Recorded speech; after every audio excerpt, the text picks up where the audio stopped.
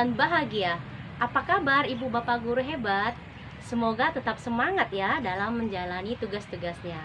Perkenalkan, saya Dameria Lawo SSI, bertugas di SD Swasta Kasih Maitreya Selat Panjang, Kabupaten Kepulauan Meranti, Provinsi Riau.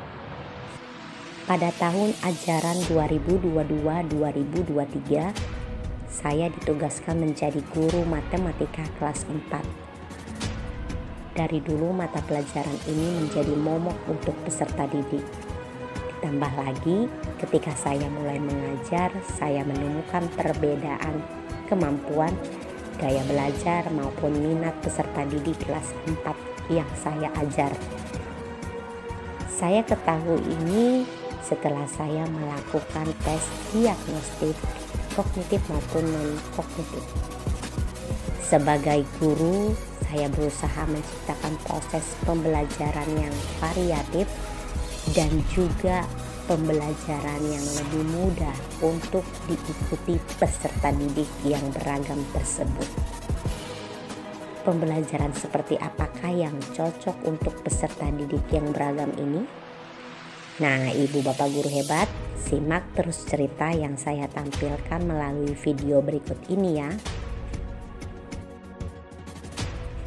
Pembelajaran berdiferensiasi adalah pembelajaran yang memberi keleluasaan pada siswa untuk meningkatkan potensi dirinya sesuai dengan kesiapan belajar, minat, dan profil belajar siswa.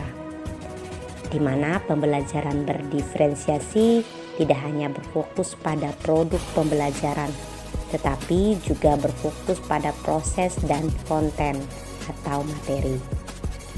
Pada kesempatan kali ini, saya akan menampilkan praktik pembelajaran berdiferensiasi konten, proses, dan produk dengan strategi CADAR 3B yang merupakan akronim dari cari, dengar, baca, buat, dan bagi.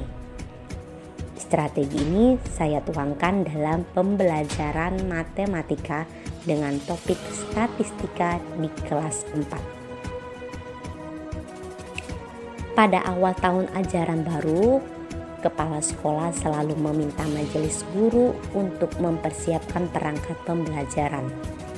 Saya merancang terlebih dahulu RPP saya dan kemudian berdiskusi dengan kepala sekolah. Dalam rangka menerapkan pembelajaran berdiferensiasi, saya berusaha mempraktikkan pembelajaran di dalam kelas dan juga di luar kelas dengan suasana yang menyenangkan. Pada diferensiasi konten, saya berusaha menampilkan materi dengan audio visual. Untuk diferensiasi proses, saya telah mengelompokkan peserta didik terlebih dahulu. Setelah itu, saya meminta mereka mengumpulkan sejumlah data yang ada di sekolah.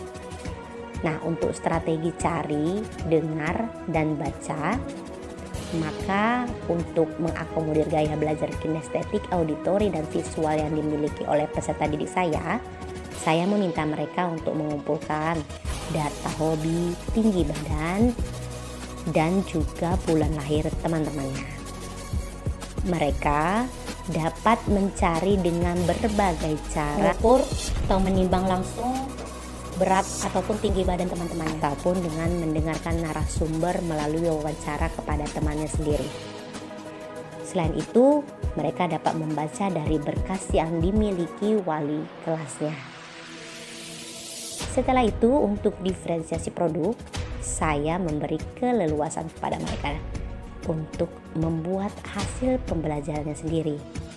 Mereka dapat membuat data yang didapatkan tersebut dengan menggambarkan diagram batang atau merekam suara dan menyebutkan data yang didapat ataupun langsung mempresentasikan data di dalam kelas melalui sesi berbagi. Bentuk penerapan pembelajaran berdiferensiasi ini pada akhirnya memampukan anak yang beragam kemampuan dapat menerima pengetahuan dan pengalaman belajar yang bermakna.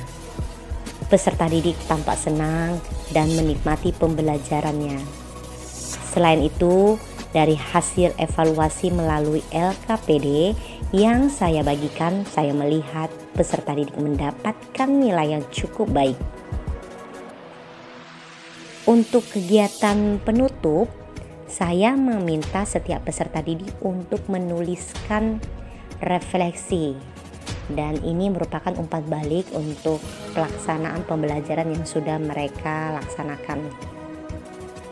Nah, setiap peserta didik akan menuliskan apa yang menjadi perasaan maupun pembelajaran apa yang telah mereka terima.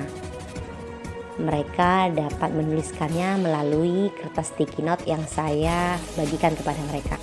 Demikianlah Ibu Bapak Guru Hebat, salah satu pembelajaran berdiferensiasi yang sudah saya lakukan di kelas saya. Saya menyadari bahwa semua anak itu unik dan memiliki kelebihannya masing-masing. Sebagai guru, kita harus mampu menciptakan pembelajaran yang mampu mengakomodir keragaman yang ada di dalam kelas kita masing-masing. Salah satu caranya adalah dengan penerapan pembelajaran berdiferensiasi. Marilah kita menuntun mereka untuk memperoleh pengalaman belajar yang bermakna, sekaligus mengubah pandangannya mengenai mata pelajaran matematika yang dianggap rumit dan membosankan. Semoga cerita praktik baik saya ini dapat menginspirasi ibu dan bapak guru hebat. Besok, dimanapun Anda berada, lakukan perubahan kecil di kelas Anda. Terima kasih. Salam dan bahagia.